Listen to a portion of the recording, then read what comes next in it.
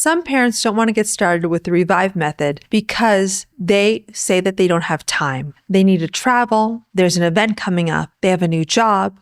They literally have no time. So the best way for me to respond to this is to tell you the story of a mom that I worked with. She joined our program, and every time we have a bunch of parents who join our program, there's always one who gets nervous, calls me up and says, Ginger, I need my money back. I don't want to get started. I made a big mistake. So this mom said, hey, I actually do want to do this program, but not right now. You see, I'm Muslim and Ramadan is coming up in a month. And in Ramadan, I have to fast.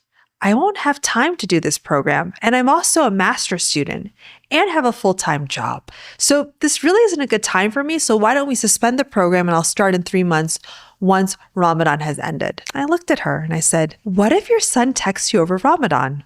It's an important holiday. She was like, well, he hasn't texted me or talked to me in 6 years. But what if it happened? Would you be prepared? And she's like, no, I wouldn't be. So this mom, who was so busy with her master's degree, her full-time job, and Ramadan, actually got through the course in not 3 months, but in less than a month. She did all of the material. She came to all of the sessions. She was so involved in learning and practicing new skills and strategy. And guess what? I must have a crystal ball. Her son called her during Ramadan and they talked for 3 hours after 6 years of no contact. And she said it went really well. She felt prepared. Imagine if she had waited. And now her excuses were totally valid.